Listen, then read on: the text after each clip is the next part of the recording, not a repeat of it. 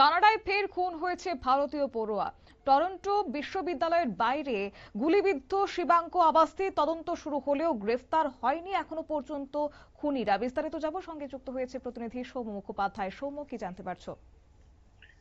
দেখো, গত সপ্তাহেই টরন্টোতে 30 বছর বয়সী ভারতীয় যুবতী Himanshu Khurana, digital video content creator ছিলেন তিনি, তাকে স্টাচান এভিনিউ এবং ওয়েলটং স্ট্রিট ডব্লিউ এলাকা থেকে অপহরণ করা এবং পরে তার মৃতদেহ উদ্ধার হয় একটি বাড়ি থেকে। এই বিষয়টি নিয়ে পুলিশ এখনো তদন্ত চালাচ্ছে। জানা গেছে যে 32 বছর বয়সী আব্দুল গফুরির বিরুদ্ধে খুনের অভিযোগ রয়েছে এবং দুজনের মধ্যে সম্পর্ক ছিল, তার জেরে এই খুন হয়েছে বলে মনে করা হচ্ছে। তার মধ্যে এইটা নিয়ে যখন তদন্ত চলছে, তার মাঝেই টরন্টো বিশ্ববিদ্যালয়ের বাইরে ভারতীয় এক পড়ুয়া, তার নাম হচ্ছে শিবাঙ্ক আবাস্তি, তাকে গুলি করে খুন করা হয়েছে। পুলিশ গিয়ে গুরুতর জখম অবস্থায় তার দেহ উদ্ধার করে তাকে হাসপাতালে নিয়ে গেলে হাসপাতালের চিকিৎসকরা তাকে মৃত বলে ঘোষণা করে এবং পুলিশ ঘটনাস্থলে যাওয়ার আগেই আততায়ীরা ঘটনাস্থল থেকে পালিয়ে যায় বলেই জানা যাচ্ছে।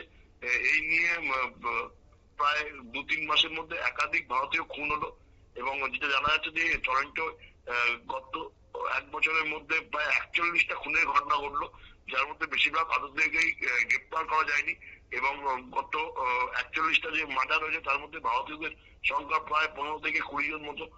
ফলে ভারতীয়দের একটা কানাডাতে বা টরন্টো শহর একটা বিপদ বাড়ছে বলেই অভিযোগ উঠছে এবং এই বিষয়টি নিয়ে পুলিশ তদন্ত করলেও এখনো পর্যন্ত যতগুলো খুন হয়েছে তাদের সমস্ত অপরাধীদের গ্রেপ্তার করা যায়নি এবং এই যে শিবাঙ্ককে খুন করা আছে, কেন খুন করা হলো?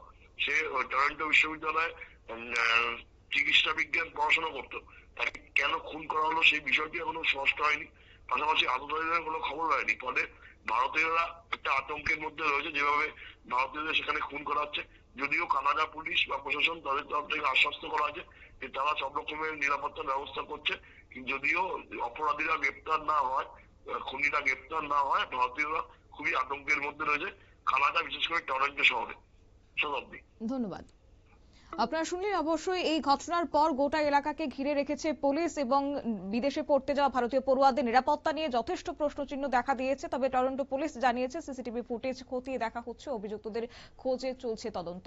নিয়ে নিচ্ছে ছোট্ট একটি বিজ্ঞাপন বিরতি, সঙ্গে থাকুন।